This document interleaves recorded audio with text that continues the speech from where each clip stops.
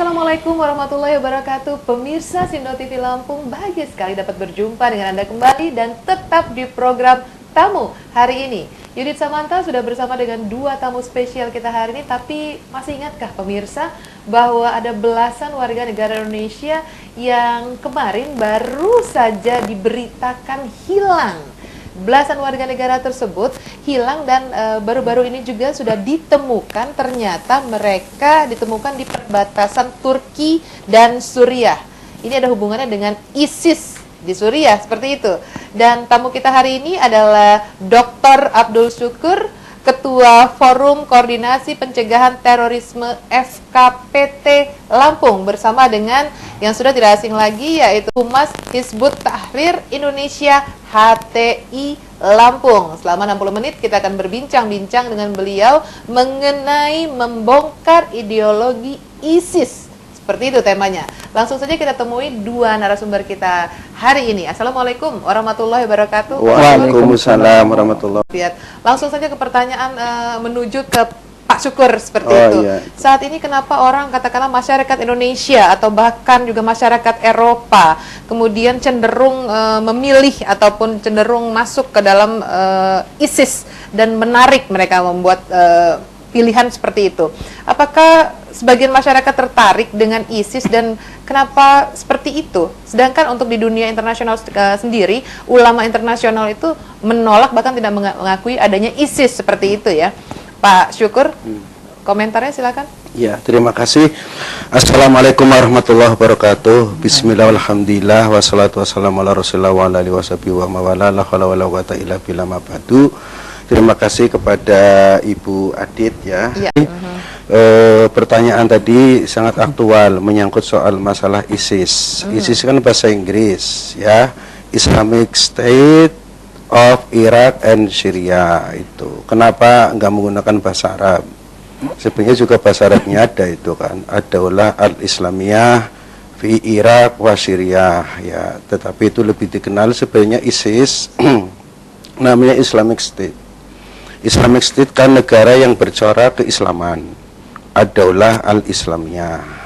Kalau melihat dari segi istilah sebenarnya ya kita menariknya di sana ada cita-cita untuk Islaman gitu. Termasuk sebagian masyarakat dunia internasional, termasuk sebagian masyarakat Indonesia tertarik adanya ISIS adalah pertama ada cita-cita mulia ya, di mana fenomena dunia saat ini soal keadilan ini kan didambakan gitu.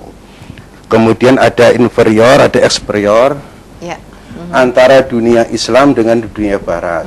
Dunia Barat merasa superior, dunia Islam yang diinferiorkan. Baik. Jadi eksploitasi kesenjangan ini ya, terutama apalagi seperti Amerika membiarkan terhadap Israel mengenai perjuangan Palestina dan lainnya.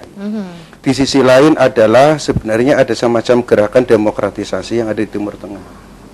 Karena demokrasi di sana kan ada yang bercorak republik, ada juga yang bercorak kerajaan gitu. Tetapi secara umum proses demokrasi ini kan tidak berjalan dengan baik. Contoh seperti di Syria, termasuk di Irak sendiri ya, di mana Saddam Hussein berapa tahun dia jadi presiden gitu. Kemudian di Mesir gitu. Jadi ada dua hal sebenarnya berhimpit. Satu sisi ada perjuangan keadilan, sisi lain ada proses demokrasi menuju keadilan. Di antaranya tampilnya ISIS. Nah, akan tetapi ya gitu ya, itu kita melihat ya itu terlepas itu katanya itu penyiaran media yang tidak seimbang.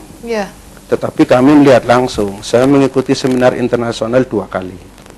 Di Jakarta yang dihadirkan narasumber langsung, ada yang dari Syria, ada yang dari Irak, kemudian dari Mesir, dari Palestina itu sendiri. Jadi mereka juga secara umum menolak keberadaan ISIS karena ya yang pertama itu perjuangan mereka itu sebenarnya bertentangan dengan maqasiduddin, tujuan agama Islam. Indikasinya adalah bagaimana ya sesama umat Islam yang saling membunuh. Bagaimana bahkan kita melihat itu Iya. Pembunuhan-pembunuhan yang dilakukan oleh ISIS kan sangat biadab, tidak manusiawi. Iya. Jadi bertentangan dengan Islam yang rahmatan lil alamin. Iya, baik. Ya, sisi lain dalam perkembangan berikutnya juga sebagian tokoh mereka dari Timur Tengah itu memang ada kepentingan Barat termasuk Amerika. Iya, Itu ada menunggangi, ada termasuk kepentingan Zionis. Maka kadang-kadang di permukaan umum mengapa gitu loh, ISIS ini kok jadi sasarannya sama umat Islam gitu. Iya, oke. Sama umat Islam, tetapi bahkan ya perjuangan bagaimana kekerasan orang-orang Yahudi yang kemudian di Palestina itu juga apa namanya kok semacam ada pembiaran gitu. Jadi secara umum kita melihat ya termasuk di Indonesia dalam konteks ini seperti Badan Nasional Penanggulangan Terorisme itu, ya, itu. Melihat ISIS termasuk ulama-ulama internasional termasuk Yusuf Qaradawi termasuk di Indonesia MUI sendiri itu melarang ya gerakan ISIS. Satu adalah mengganggu stabilitas sosial, yang kedua juga banyak korban baik manusia maupun yang lainnya itu. Dan juga ada jaringan ya antara ISIS dengan teroris walaupun nggak sama di sini ya. Memang ada perbedaan pandangan. Baik. Jadi yang terakhir saya katakan sebenarnya ISIS itu dinamika politik di Timur Tengah gitu. Dinamika politik Timur Tengah soal perjuangan demokrasi. Baik.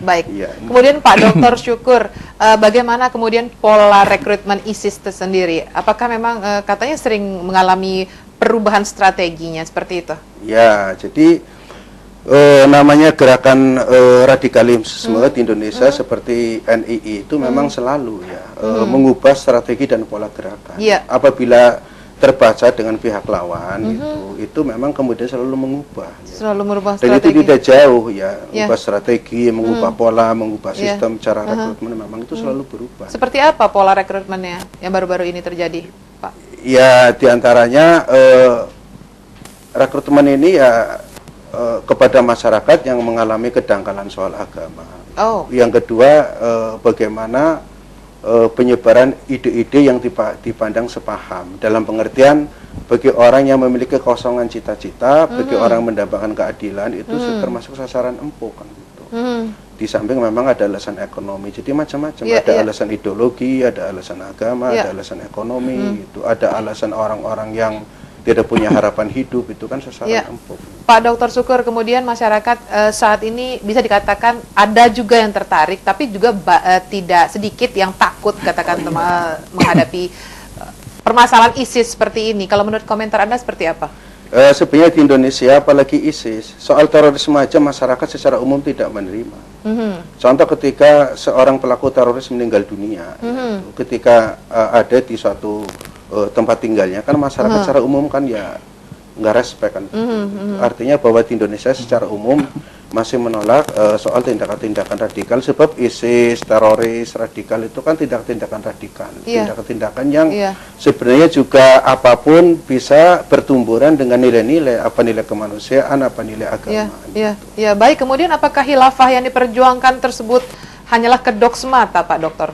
Ya, tidak semacam itu ya. Sebenarnya perjuangan khilafah siapapun umat Islam juga ya secara umum setuju ya, tetapi kayak gitu loh.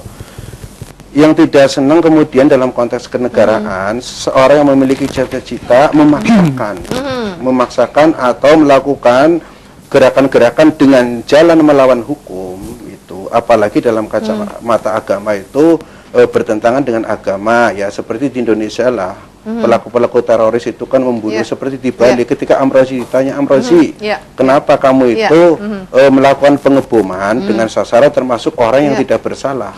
Baik. Nah, itu artinya bahwa apapun tindakan kekerasan dalam kacamata Islam itu termasuk al-mungkar, minal mungkaron, bagian daripada kemungkaran. Apakah kemudian masyarakat ada yang tertarik dengan gerakan ISIS tersebut?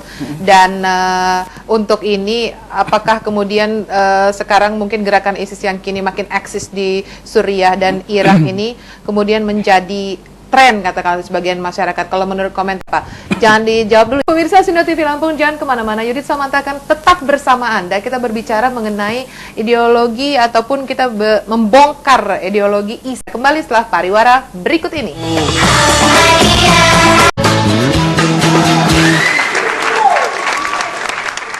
Ya, pemirsa, bersama kembali kita masih membongkar dengan tema yaitu membongkar ideologi Islamic State of Iraq and Syria atau ISIS yang biasa kita sebut seperti itu. Kemudian pertanyaan saya sudah mengarah ke Humas dari Hizbut Tahrir Indonesia HTI Lampung. Saat ini masyarakat ada juga sebagian yang tertarik dengan ISIS tersebut. Sekarang lagi tren ya di Suriah dan Irak, katakan seperti itu. Iya, terima kasih sebelumnya Mbak Idit. Ketertarikan umat saat ini terhadap ISIS itu, kalau kita melihat ketertarikan itu kepada Islamnya. Jadi apa yang dibawa oleh ISIS tersebut. Iya. Jadi bukan pada ISISnya. Nah, kebetulan terlihat bahwa yang dibawa ISIS adalah khilafah, dan khilafah itu memang mempunyai dasar, mempunyai dalil dalam Islam. Inilah bagi umat Islam yang punya giroh, yang punya semangat ingin kembali kepada Islam, mereka tertarik. Ya, dan itu tadi, mereka tertarik kepada ISIS, dan terlihat sekarang ini yang benar-benar sepertinya getol, ya kan, memperjuangkan khilafah, dan terlihat sekali itu mereka seperti ada bentuk negaranya di sana, dan itu sudah berdiri, dan itu makanya mereka tertarik ke sana gitu. Jadi khilafahnya bukan ke ISISnya. Ke khilafahnya lebih kepada itu. Kemudian bagaimana kalau menurut dunia barat mengkampanyekan ISIS tersebut? Nah, kalau kita melihat bahwa ISIS ini merupakan pergolakan internasional sebenarnya, antara poros barat dan poros Islam. Nah, poros barat ya Amerika didukung Eropa, Rusia dan lain sebagainya, yang berjuang mati-matian untuk menghentikan bangkitnya Islam. Dan di Syam sendiri kelompok umat Islam ingin agar Islam itu bangkit.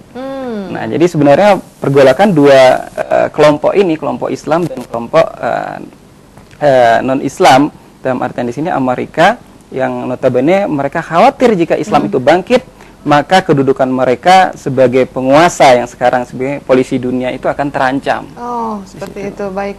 Pak Dr. Syukur, bolehkah kiranya dijabarkan sedikit bagaimana kemudian kelahiran ISIS sendiri dan bagaimana juga ideologinya? Ya, jadi ISIS kan sebenarnya bagian dari perjuangan menegakkan khilafah, khilafatul Islamiyah, gitu kan. Tetapi nama ISIS sendiri itu kan singkatannya apa tadi kan, Islamic State. Islamic State itu kan daulah al-Islamiyah. Jadi sebenarnya juga dari konsepnya itu perpaduan ya antara demokrasi modern dalam politik, teori politik itu namanya demokrasi modern dengan teori politik Islam. Sebenarnya kalau dipikir nggak konsisten, tapi kalau istilah khilafah itu memang konsisten. Ya, artinya bahwa khilafah itu yang dicita-citakan pada periode modern ini, masyarakat modern, karena ingin melihat ya perjuangan sistem khilafah zaman dulu. Walaupun di Islam juga meliputi ada 4 tahapan. Pertama, di dalam perjalanan politik Islam dan perkembangannya, Islam pertama adalah mengikuti sistem kenabian yang dipelopori oleh Rasulullah dan berdiri suatu bentuk negara Ummah Madinah tahun 622 Masehi ketika Rasul hijrah. Nah, sampai tahun 632 Rasul meninggal, ganti lagi namanya sistem khilafah. Nah, yang dibangun oleh 4 khulafa ur-rasyidin ya. Dari Khalifah Abu Bakar, Umar, Utsman, Ali, dan itu khilafah Sunni. Orang Syiah nggak mengakui, maka mereka juga punya kepemimpinan sendiri yang kemudian representasinya di Iran itu kan menjadi negara apa namanya yang bercorak Syiah Imamiyah. Nah, khilafah ini kemudian juga hancur tahun 661, munculnya namanya Daulah Islamiyah. Istilah Daulah Islamiyah sebenarnya di sini sebenarnya ya, yang namanya sistem khilafah dalam Islam juga sudah bergeser. Karena zaman itu sudah mulai ya, termasuk munculnya federasi di dalam dunia Islam. Ketika periode pertengahan itu ya sampai tahun 1250 sampai 1800, di situ ada 3 kerajaan besar. Kerajaan Safawi itu yang ada di Persia, kerajaan Utsmaniyah yang berada di Turki, kerajaan apa namanya Mughal yang berada di India. Yang terakhir bertahan dari periode pertengahan 1250 sampai 1800 masuk ke periode modern itu hanya kerajaan Turki Utsmaniyah di Turki yang terakhir hancur tahun 1924. Dan itu yang dipresentasikan sebagai sistem khilafah yang menyambungkan gitu. Karena itu sudah hancur, bagaimana sih Islam bisa membangun lagi khilafah dengan kejayaannya. Sebenarnya dalam konteks Indonesia pun menjadi negara khilafah nggak masalah gitu. Tetapi asal prosedural, artinya apa? Konstitusional. Bukan melawan. Yang pemerintah ini nggak seneng kan yang melawan gitu loh. Itu yang kemudian menimbulkan gerakan-gerakan anarkis radikal. Makanya ya mohon maaf, seperti Hizbut Tahrir sendiri, kalau memang benar-benar pengen memperjuangkan khilafah di Indonesia dan bisa diikuti dunia, ya jadi partai politik saja. Itu Kang Deden. Kalau ditanya namanya HTI itu apa? Organisasi sosial keagamaan, berarti kan organisasi dakwah. Tapi akan berjuang pada memasuki sistem ideologi. Wilayah ideologi kan agak susah kan gitu. Tetapi ya tadi itu kita juga dulu simpatisan dari HTI gitu, yaitu cita-cita yang mulia itu kan. Siapa tahu membina masyarakat, kapan waktunya bisa itu ya. Saja Pak Dr. Syukur, apa sebenarnya ciri-ciri ideologi ISIS tersebut? Ya, ciri-ciri ideologi ISIS yang positifnya, satu adalah membawa bendera Islam. Yang kedua ingin menegakkan keadilan, karena tadi itu melihat superioritas dunia barat yang dipelopori Amerika dan lainnya. Itu sisi positifnya. Makanya sebagian masyarakat tertarik gitu. Termasuk mendambakan siapa tahu ISIS itulah penegak keadilan. Tapi sisi negatifnya di dalam cara-cara perjuangan ini kekerasan gitu.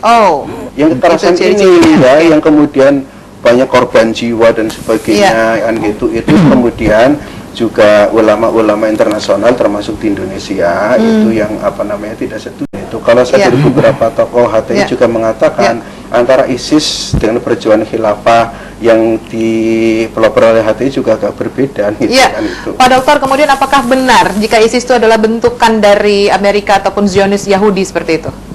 Ya, asal-asalnya sih tidak. Tetapi kan suatu wadah kan bisa menjadi ditunggangi untuk kepentingan. Jadi dalam perjalanannya memang ada ikut campur soal tunggangan kepentingan Barat termasuk Amerika. Dan ini termasuk pengakuan yaitu dari tokoh-tokoh negarawan dari Syria dan dari Turki, kemudian dari Palestina sendiri ketika saya mengikuti seminar internasional di Jakarta itu. Bagaimana kemudian banyak pemahaman dan memperjuangkan khilafah, katakan seperti itu. Untuk hal ini termasuk ISIS. Memang khilafah itu sebuah janji ya Rasulullah, sunnatahunu khilafatan ala minhajin nubuwah, bahwa nanti suatu saat akan berdiri kembali khilafah yang bermanhaj kenabian. Nah, ini orang kemudian berlomba ingin mendirikan khilafah Islam tersebut. Nah, kemudian banyak upaya yang dilakukan, thariqah atau metode yang digunakan oleh harokah-harokah itu, termasuk tadi dikatakan ISIS bermula dari suatu tanzim jihad dari Al-Qaeda yang diinisiatori oleh Abu Mus'ab Zarqawi, kan, yang berbaikat ke Dr. Aiman Zahawairi. Nah, dan kemudian menempatkan untuk wilayah Irak, kemudian berkembang ke Suriah jadi ISIS, jadi kemudian ganti nama lagi Juni 2014 jadi IS Islamic State. Nah, ini banyak sekali metode yang digunakan, dan itu bisa berbeda, ya kan, tergantung dari harokah atau kelompok itu menanggapi atau menilai permasalahan umat ini di mana permasalahannya. Nah, dari situlah nanti solusi atau metode yang digunakan untuk mendirikan khilafah Islamiyah itu sendiri. Nah, termasuk Hizbut Tahrir tadi mungkin disinggung oleh Dr. Syukur, bahwa Hizbut Tahrir itu menggunakan metode tanpa kekerasan. Ya, sebagaimana apa yang dilakukan Rasulullah ketika mendirikan daulah di Yasrib selama periode Mekah. Rasulullah tidak pernah menggunakan kekerasan, walaupun para sahabat sangat ingin melakukan itu. Maka yang dilakukan adalah penyadaran kepada umat, termasuk al-quwah, para militer yang mempunyai kekuatan untuk itu, sehingga mereka mau menerima Islam, mereka sadar akan Islam, sehingga mereka dengan sendirinya ingin diterapkan syariat Islam pada diri mereka. Baik. Semakin menarik pemirsa pembicaraan kita hari ini, dan kita masih membongkar ideologi Islamic State, Irak dan Syria. Masih di program Tamu hari ini akan segera kembali setelah pariwara berikut ini. Barakallahu lakuma wa baraka alaikuma wa jama'a bainakuma fi khair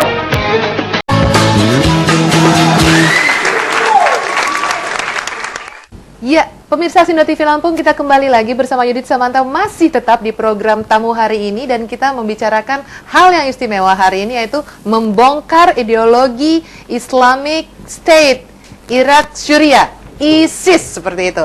Sekarang kita agak sedikit membongkar profil dari Pak Dr. Syukur selaku Ketua Forum Koordinasi Pencegahan Terorisme FKPT Lampung. Sedikit cerita Pak Dokter, kenapa Pak Dokter kemudian menjadi salah satu pengurus dari FKPT Lampung tersebut? Bisa cerita sedikit? Iya, jadi yang pertama saya itu tahun 2000 ikut mengasuh Bintal, ya, jadi Bin Rohis, pembimbingan rohani Islam di Angkatan Udara.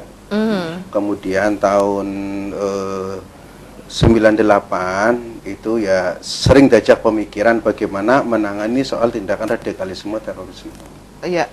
Termasuk kami diajak untuk merehab, ya, memberikan rehabilitasi kepada mantan teroris, pelaku-pelaku teroris yang ada di lapas-lapas. Kemudian di situ kami juga dijadikan narasumber ketika ada seminar-seminar soal kaitan dengan pencegahan terorisme di Lampung. Kemudian dimasukkan dalam pengurus. Pengurus tadinya membidangi ketua bidang pemberdayaan sosial, ekonomi, budaya dan hukum. Kemudian kemarin ada perubahan tanggal 4 Maret 2014 ini baru keluar itu, saya sebagai ketua Forum Koordinasi Pencegahan Terorisme. Jadi FKPT sebenarnya perwakilan dari Badan Nasional Penanggulangan Terorisme yang ada di Jakarta, di daerah namanya FKPT. Nah, BNPT itu kan ada 3 deputi. Yang pertama itu namanya deputi bidang 1, yaitu bidang pencegahan radikalisasi, ya, itu. Yang kedua namanya bidang penanganan dan penyergapan, yang katanya Densus 88 dari kepolisian itu bidang 2. Deputi 2, ya. Deputi 3 itu hubungan internasional.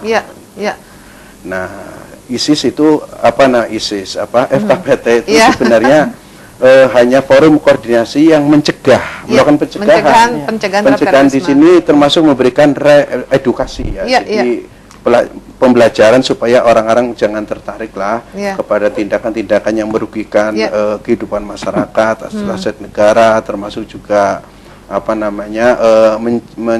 menciderai agama kita sendiri, karena Islam kan itu rahmatan.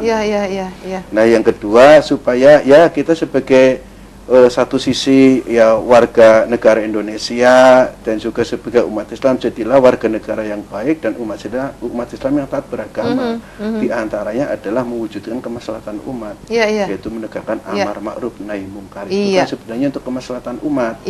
Yang selanjutnya adalah bahwa tuntutan kita itu misi Nabi Muhammad SAW, walau pasalnya risalatul Islamiyah itu kan sebenarnya kepada rahmatan. Maka tadi itu Nabi ketika di Mekah sampai sudah di Madinah sebagai pemimpin, ya, itu ketika melakukan kunjungan balik ke Mekah, itu kan yang disebut dengan Fathu Makkah, itu kan tanpa kekerasan.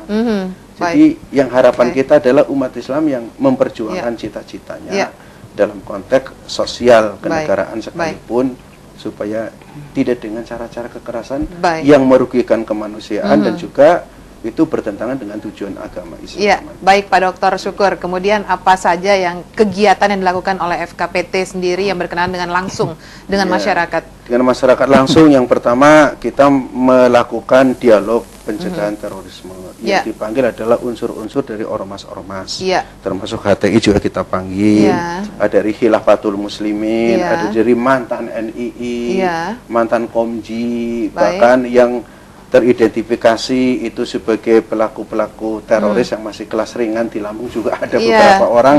Kemudian kita melakukan pembinaan. Yang kedua juga melalui sarana-sarana masjid taklim dan sebagainya. Bahkan tahun ini kita lebih banyak lagi, selain penelitian juga nanti ada semacam sarasehan pemuda dan juga tokoh-tokoh termasuk lintas agama, kemudian juga mengadakan masalah pelatihan kewirausahaan bagi mantan-mantan kelompok radikal itu. Konon katanya Pak Dokter, kemudian penanggulangan ataupun pemberantasan terorisme di Indonesia ini didanai oleh Amerika. Apakah benar itu? Ya, semula saya juga punya pandangan semacam itu, tetapi setelah kami masuk di dalamnya, ternyata itu tidak. Tidak. Jadi murni bahwa namanya Badan Nasional Penanggulangan Terorisme, dari produk undang-undangnya, dari materi hukum, itu adalah masukan-masukan dari nilai-nilai kearifan kebangsaan maupun nilai-nilai kearifan lokal, termasuk unsur-unsur agama atau nilai agama. Nah, kalau tahu umpamanya yang namanya kerjasama dari negara manapun yang peduli terhadap pencegahan atau penanggulangan terorisme, yaitu diterima. Tetapi tidak dalam arti kita itu menerima bantuan tapi pesanan harus mengikut begini, itu tidak. Sebenarnya independen. Jadi sekaligus ini sosialisasi, bukan ada juga itu dua apa syukur FKPT kan corongnya BNPT. Ya kalau corong dalam arti negatif saya nggak mau. Tapi kalau dalam arti positif bersama-sama untuk menanggulangi tindakan-tindakan radikal yang merugikan nilai-nilai kemanusiaan. Di situ ada berbagai macam korban jiwa, aset-aset umum juga jadi rusak, kan? Dan bertentangan dengan tujuan agama. Tujuan agama kan 5. Satu, menjaga jiwa. Bagaimana kalau dibunuh? Yang kedua, menjaga harta. Gimana kalau dirusak? Yang ketiga, menjaga keturunan. Gimana kalau tadi itu dibunuh juga? Gimana timbul keturunan? Keempat itu menjaga akidah, supaya akidah tidak sesat. Nah, ya baru yang kelima menjaga akal kita. Gitu. Jadi sepanjang itu bertentangan, kalau saya tidak segan-segan mengatakan apapun tindakan radikal yang bertentangan dengan agama itu perkara mungkarot. Gitu. Termasuk dalam hal ini ya tindakan-tindakan yang dilakukan. Jadi radikal dalam pemikiran nggak masalah, tapi radikal dalam tindakan yang merugikan orang banyak, kepentingan banyak, itu adalah termasuk perbuatan mungkarot. Baik. Pemirsa, sekali lagi tindakan yang merugikan, tindakan radikal yang merugikan itu sama dengan tindakan yang mungkarot. Kalau menurut mengutip sedikit dari Dr. Syukur, dan jangan kemana-mana, kita akan membedah lagi profil dari narasumber kita hari ini. Kemudian apa sih yang hendak diperjuangkan di Hizbut Tahrir bersama dengan elemen umat dan ormas Islam lainnya, khususnya di Indonesia? Hizbut Tahrir tujuannya itu untuk melanjutkan kembali kehidupan Islam, seperti tadi sudah dijelaskan oleh guru kita Pak Abdul Syukur, bahwa 1924 itu khilafah itu runtuh. Sampai sekarang itu tidak ada yang khilafah itu kepemimpinan umum untuk umat Islam. Jadi yang melindungi umat Islam, pemimpin di mana akan melindungi, mengayomi, mengurus umat Islam itu saat ini tidak ada. Nah, itulah ingin diperjuangkan oleh Hizbut Tahrir, ingin kembali melanjutkan kehidupan Islam itu di bawah naungan daulah khilafah itu sendiri. Nah, karena apa? Dengan khilafah inilah seluruh syariat Islam itu bisa diterapkan. Karena ada 3 unsur dalam khilafah itu sendiri. Pertama adalah ukhuwah. Kemudian adalah syariah dan dakwah. Nah, ukhuwah inilah persatuan seluruh umat Islam di seluruh dunia. Yang syariah itu adalah penerapan syariat Islam secara total. Hanya dengan khilafah lah syariat Islam itu akan bisa diterapkan secara total. Dan yang ketiga adalah dakwah. Nah, dakwah ini untuk menyebarkan Islam ke seluruh penjuru dunia. Maka tadi ketika dakwah dijadikan poros, apapun aktivitas kita, bisnis jadikan dakwah, bermain, dalam main itu digunakan untuk aktivitas dakwah, bekerja, kemudian silaturahmi, kemudian apapun aktivitas kita, termasuk rekreasi dengan keluarga, bisa digunakan untuk aktivitas dakwah di situ. Jadi dakwah ini intinya kan ibadah di sana, menyampaikan Islam, kemudian aktivitas ibadah itu tidak hanya puasa, sholat, zakat, menyeru, ya, sambil bekerja pun berbisnis kita mengajak kepada Islam, bagaimana kita mencontohkan dan menjelaskan inilah pengelolaan secara Islam itu seperti ini, dan bermain juga sama, bekerja atau mengunjungi saudara-saudara atau teman-teman yang lain digunakan aktivitas itu. Jadi seluruh aktivitas kita itu insya Allah mudah-mudahan bernilai ibadah di sisi Allah SWT. Apakah memang ini cita-cita dari kecil kemudian berdakwah, atau memang ada keturunan, atau memang ada satu peristiwa yang membangun kemudian ingin terus berdakwah dan berdakwah? Kalau cita-cita nggak ada sama sekali. Tapi ketika saya mempelajari Islam, ternyata ini harus, ini wajib. Nah, karena dulu kan ya zaman sekarang kan sekuler, pemisahan agama dari kehidupan. Nah, ketika mempelajari Islam, ketemu teman-teman dari Hizbut Tahrir, wah dijelaskan ternyata hidup itu tidak hanya sekolah saja, kuliah saja, tapi juga harus mengurusi urusan umat, ya kan? Barang siapa yang bangun pagi sementara dia tidak mengurusi urusan kaum muslimin, maka dia bukan bagian dari kaum muslimin, kata Rasulullah SAW, sabda Rasul. Maka ini membuatlah kalau saya bangun pagi hanya ngurusin urusan diri saya sendiri, maka nanti saya tidak akan diakui oleh Rasulullah SAW sebagai umatnya. Maka saya lihat bahwa dakwah ini bukan keinginan tapi keharusan bagi seorang muslim. Jadi memang tidak ada cita-cita, cuma memang begitu mengetahui dan itu porosnya kemudian ingin dan berdakwah. itulah seharusnya dilakukan oleh setiap muslim. Jika setiap muslim itu mendakwahkan Islam, maka Islam itu akan mudah bangkit. Islam itu seperti apa, untuk kesejahteraan, rahmatan lil alamin, seperti dijelaskan guru kita tadi. Masya Allah, kita akan lebih cepat bangkit umat Islam itu sendiri. Sedikit tentang ISIS lagi nih. Apakah ISIS itu kemudian kejam? Apakah hanya pemberitaan di media barat saja atau seperti apa? Nah, ini kan kita lihat dari berita. Nah, di berita ini kita harus merujuk ya, kalau mendengar berita dari orang-orang itu, apalagi orang-orang kafir yang menguasai berita media itu, kita harus tabayun. Ya kan, ya terlepas itu benar atau salah, kita harus membuktikan. Kalau tidak, kita tidak bisa menjustifikasi, oh ini benar, ini salah. Nah, karena kita tidak tahu faktanya. Faktanya seperti apa. Nah, apa yang kita lakukan sebentar lihat bahwa kita hanya bisa menghukumi Islam tidak seperti ini. Gitu loh. Jadi ini bukan tindakan Islam. Siapapun yang mengatasnamakan Islam, ini apa yang dilakukan dengan menyembelih, dengan melakukan pembunuhan. Itu bukan ajaran dari Islam. Oke, semakin menarik ya. Pemirsa jangan kemana-mana, kami akan kembali dengan perbincangan kami yang menarik lagi, tetap di Tamu Hari Ini. Meski ku rapuh dalam langkah, kadang tak setia kepada.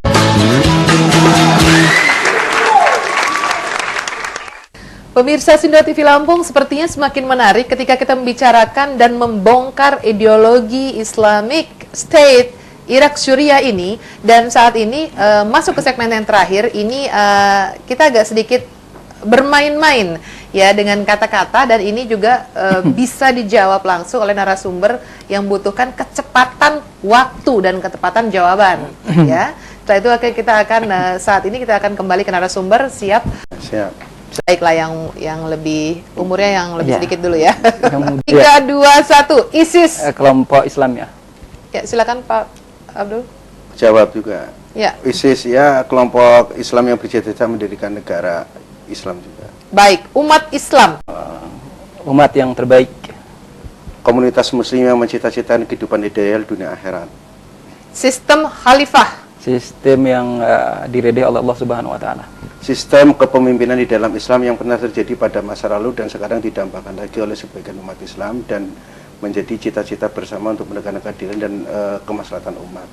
Ukhuwah Islamiyah. Pemersatu umat Islam. Persaudaraan yang dibangun atas dasar nilai-nilai keislaman yang bisa menjadikan rahmat bagi sesama umat Islam dan juga umat yang lain. Gerakan radikal dalam Islam. Dilarang. Termasuk perbuatan yang dilarang dan itu sebagai kemungkaran. Teroris. Tidak diajarkan dalam Islam.